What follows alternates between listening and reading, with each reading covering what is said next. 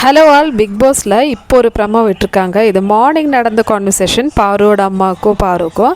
ஆனால் இந்த big pass இருக்காங்களே ரொம்ப கேவலமாக பண்ணுறீங்க. ஏன்னா பாரு வந்து அரோராவை குறை சொல்கிறது தான் வந்து வீடியோ போட்டிருக்காங்க. பாருவை ஒரு பெரிய வில்லன் மாதிரி வந்து போர்ட்ரேட் பண்ணுறாங்க. ஸோ அரோரா வந்து ஒரு நல்ல பாம்பே கிடையாது, அவள் வந்து விஷப்பாம்புன்னு சொல்லிட்டு பார்வதியோட அம்மா வந்து அட்வைஸ் பண்ணுறாங்க. என்னென்னா, இப்போது கேமில் வந்து கொஞ்சம் இன்ஃப்ளூயன்ஸ் ஆகாமல் விளையாடு, ஆணும் பெண்ணும் வந்து பழகினாலே அது வந்து ஒரு இயல்பு தான், ஒரு அட்ராக்ஷன் இருக்கும் அப்படின்னு சொல்லிட்டு பாரு கொஞ்சம் சப்போர்ட் பண்ணி சொல்கிறாங்க. ஸோ பாருக்கு ரொம்ப பிடிச்சிருச்சு அது.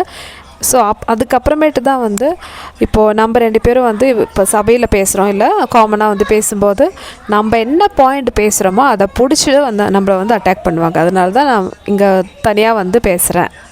இதில் எஸ்பெஷலி அரோரா பார்த்திங்கன்னா, அரோரா வந்து அது நல்ல பாம்பே கிடையாது, அவள் வந்து சரியான விஷப்பாம்பு அந்த மாதிரி பண்ணியிருக்கான்னு சொல்லிட்டு.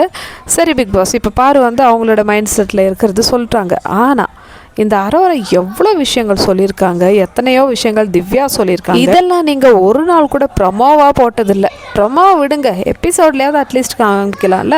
ஸோ எபிசோடில் வந்து காமிக்காமல் லைவில் ஏதோ வேறு வழி இல்லைன்னு சொல்லிட்டு அந்த கண்டென்ட்டை வந்து நம்மளுக்கு போட்டு விட்ருவீங்க.